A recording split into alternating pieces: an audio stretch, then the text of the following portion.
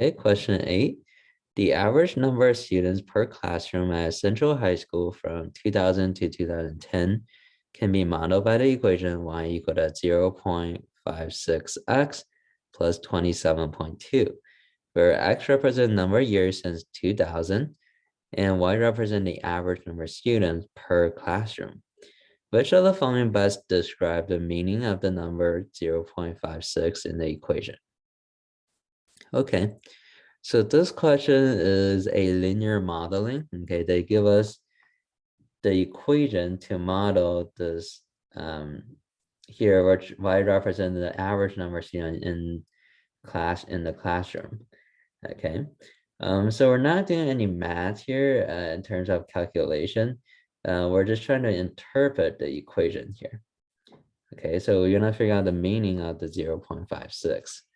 So for this one, if you recall, for a linear equation, we can put in the slope-intercept form, right? Y equal to mx plus b, where m is the slope and b is a y-intercept. Okay, so here we see the number in front of x, that's our slope, right? That's 0.56. And the number in the end, that's a y-intercept, which is 27.2.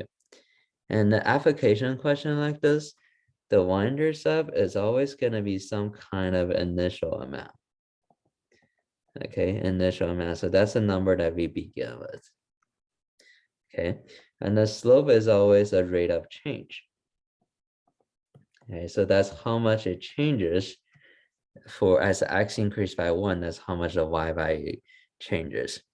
Okay, so for this question here, you see we're interpreting the slope as 0.56, right? So that means as x increased by 1, the y value have to increase by 0.56.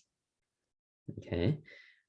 And then for this question, the x represents the number of years since 2000, right? So for each additional year, the y value is the number of students increased by how much? Increased by 0.56, right? Okay.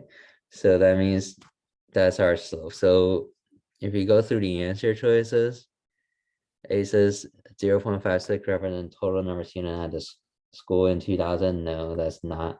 The total number of students is the y value. Okay, that's not the slope. The average number of students per classroom in 2000.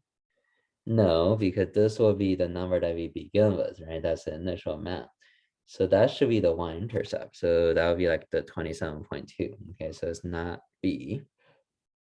C says the estimated increase in the average number of students per classroom each year. Okay, that's a rate of change, right? How much we increase per year. And that is our slope. So C is the correct answer here. And we check D. D says the estimated difference between the average number of students per classroom in 2000 and 2010 and 2000. No, because the 0.56 is the difference per year, right? For each year, not from 2010 and 2000. So that's a 10-year period, right? So that's not what the slope represents. Okay, so not D. So for number 8, our answer should be C here. Okay, so for this type of question, they will most likely ask about the slope or the y-intercept. Okay, so for number 8, here the answer is C.